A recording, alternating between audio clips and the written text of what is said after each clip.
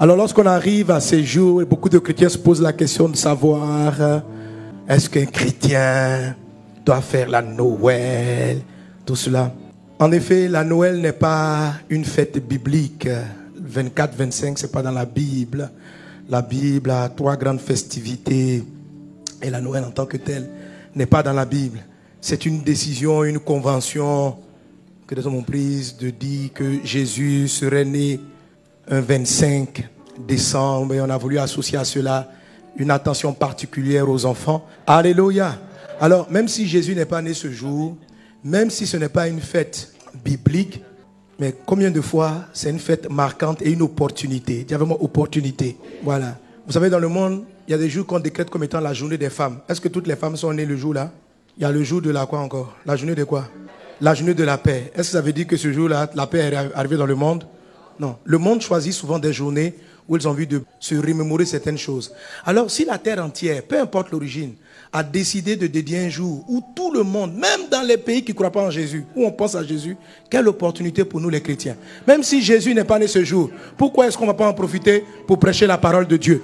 Alléluia. Il y a une journée, quel qu'il soit, sur toute la terre, les gens auront une pensée pour Jésus. C'est une opportunité.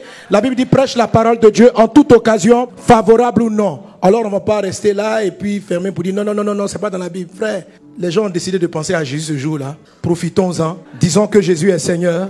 Disons que Jésus est vivant. Alléluia. C'est la raison pour laquelle, non pas parce que nous célébrons une fête qui n'est pas dans la parole de Dieu, mais parce que nous nous saisissons d'une extraordinaire opportunité. Amen. Et l'année dernière, par exemple, je vous lisais ce texte. Mais n'oubliez pas ceci, un des textes qui est souvent cité, c'est Ésaïe chapitre 9. Amen. Verset 5, il est dit, car un enfant nous est né, un fils nous est donné, et la domination reposera sur son épaule.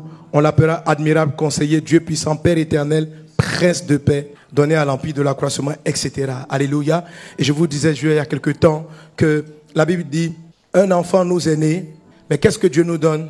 Un fils. Ah oui, il y a une différence. Amen. Quand vous lisez le début du texte, la Bible parle de l'esclavage, de la souffrance. Et la Bible dit, qui nous fera sortir de ce mal? Et le texte continue en disant, le mal va s'arrêter, les ténèbres vont reculer, parce que un enfant est né. Mais ce que Dieu a donné, ce n'est pas un enfant, c'est un fils. Une des choses que les gens souvent font l'erreur de célébrer le 25, c'est de célébrer l'enfant. Vous pouvez chanter la Noël, votre vie ne sera jamais changée. Vous pouvez imaginer un enfant dans une crèche, ce n'est pas ce qui va vous délivrer. Il y a une différence entre un enfant et un fils. Un fils, il est d'abord né d'eux. Mais un fils, c'est quelqu'un qui a accompli sa maturation, sa maturité. Quelqu'un est-il avec moi?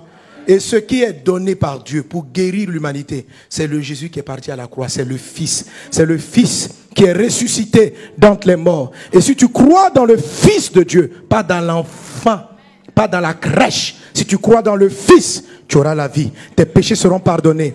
Qui voyez-vous en ce jour de Noël? Voyez-vous un enfant ou voyez-vous le Fils? Imaginez-vous Jésus avec des gens autour d'une crèche. Si vous continuez à penser à ces choses-là, vous serez toujours dans votre péché. Vous ne serez pas délivrés et vous n'allez pas recevoir le don de Dieu. Un enfant est né, mais ce n'est pas un enfant qui a été donné. Un fils nous est donné. Un enfant est né, mais le don de Dieu, c'est un fils. Crois dans le Fils de Dieu et tes péchés seront pardonnés. Crois dans le Fils de Dieu et ta vie sera changée. Crois dans l'œuvre que Jésus-Christ a accomplie à la croix et tu seras transformé. Alléluia. Mais profitons de ce jour. Comme les enfants ont dit, le meilleur cadeau qu'ils puissent avoir, c'est de connaître ce Christ, le Fils de Dieu.